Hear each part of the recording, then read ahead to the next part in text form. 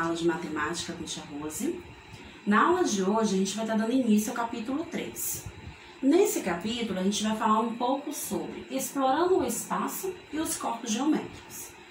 Mas nessa aula de hoje, a gente vai estar falando sobre a exploração do espaço. Ou seja, quais são as formas que a gente utiliza para explorar o espaço que está ao nosso redor. Como a gente faz para se localizar melhor em uma cidade, em um bairro. E também vamos relembrar um pouco sobre um assunto que aprendemos no ano passado, que são as coordenadas. Então, aqui na abertura do capítulo 3 do seu livro, nós temos o seguinte: espaço representado. Muitas vezes é preciso explicar ou compreender a localização de um endereço, de uma pessoa ou de um objeto qualquer em determinado espaço. Quando você pede o endereço de um amigo, para você ir visitá-lo, ou um amigo ir até a sua casa, você precisa pegar aquele endereço e antes de ir até a casa dele, você precisa se localizar, compreender para qual direção você deve ir, qual caminho melhor a seguir, Você pode pegar um caminho mais longo, um caminho mais curto. Então, isso é se localizar. E muitas vezes precisamos até mesmo de um ponto de referência para chegar àquele determinado endereço. A identificação dessa localização também é possível por meio da observação de trajetos representados em um mapa, ou seja, rotas traçadas de um ponto de referência a outro, determinando o percurso a ser seguido.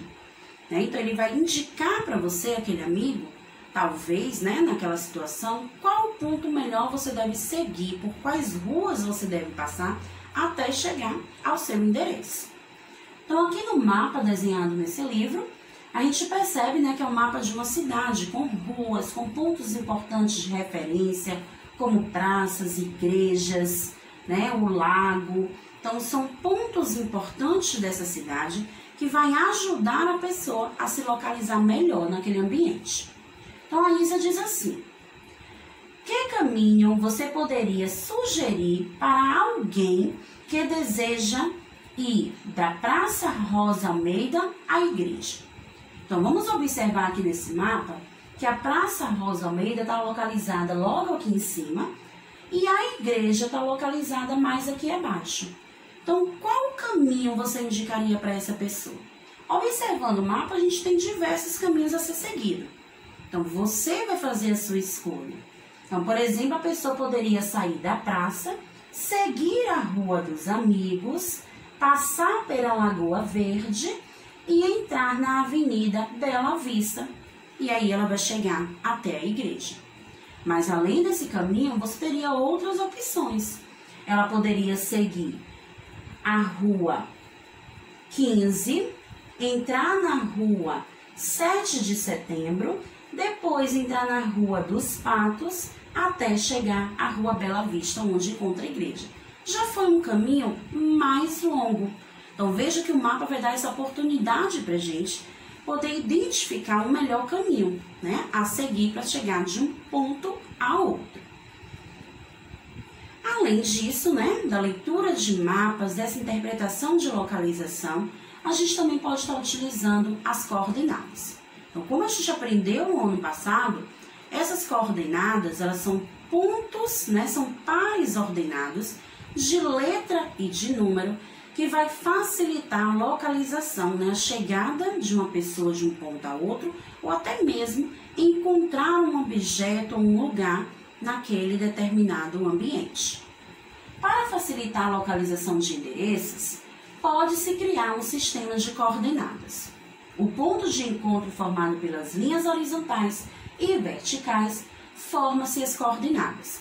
Então, para que essas coordenadas sejam marcadas, seja feita uma leitura ideal delas, é preciso que o mapa ou o desenho do local que você deseja esteja traçado em uma malha quadriculada.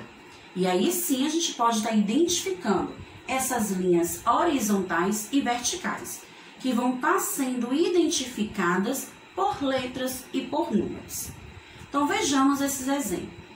Aqui nós temos o mapa de uma cidade que foi desenhado em uma malha quadriculada. E nele foram colocados esses pontos de coordenadas. Na linha horizontal, marcando as colunas, nós temos do 1 ao 5. Já que na vertical, nós temos marcando as linhas do A ao C.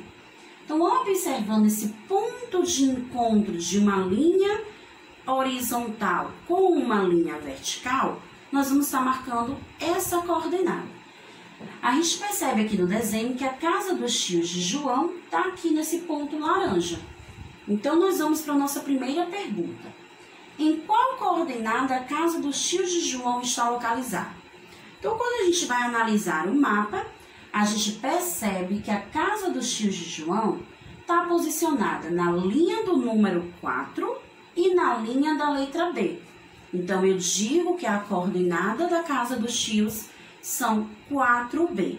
Então, sempre quando a gente vai escrever uma coordenada, a gente utiliza primeiro o número e depois a letra, 4B. Outra pergunta.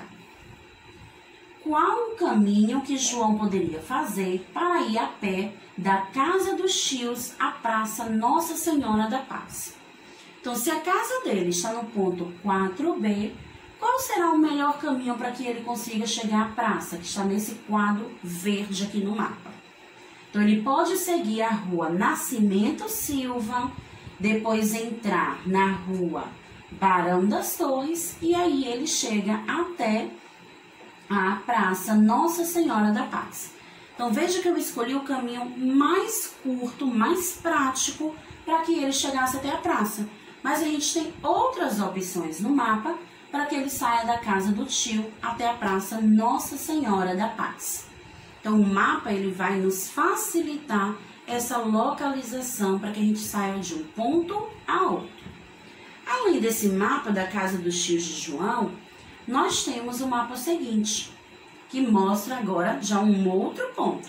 Agora ele já identifica a casa em que João mora, que é esse prédio amarelo que está localizado na rua Guarulhos. Então, observando esse mapa, a gente agora precisa identificar os pontos de referência que vem nele. A referência que nós temos são o museu, a pizzaria, a escola e o hotel. E cada um desses pontos estão localizados em determinadas ruas. Nós temos o museu localizado na rua Avaré, a pizzaria localizada na rua Guarujá e a escola também localizada na rua. A escola já está localizada na Avenida Campos do Jordão e o hotel também localizado na Avenida Campos do Jordão. A gente vai observar de que maneira para saber a rua exata, observando a entrada, a porta de entrada de cada ambiente. A pizzaria, a porta de entrada, está aqui na Rua das Águas Claras. Já a escola está com a porta de entrada para a Avenida Campos do Jordão, assim mesmo como o hotel. A casa de João, o prédio, está com a porta de entrada para a Rua Guarulhos. E o museu para a Rua Avaré.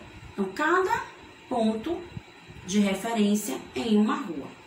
Então, o que a gente vai localizar nesse mapa? Qual o caminho que João pode seguir para ir do edifício onde ele mora, na Rua Guarulhos, até a escola?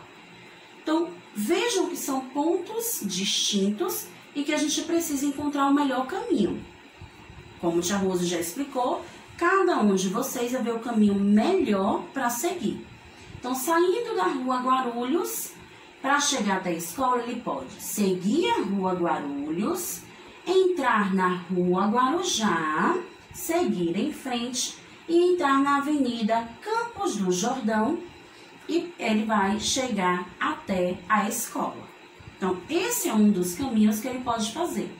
Ou até mesmo, ele pode sair da Rua Guarulhos, entrar na Rua das Flores, seguir em frente e depois entrar na Avenida Campos do Jordão. Então, nós temos diversas opções para que ele se locomova da sua casa até a escola. Mas e se ele precisar sair da escola para o museu? Qual o melhor caminho que João pode seguir?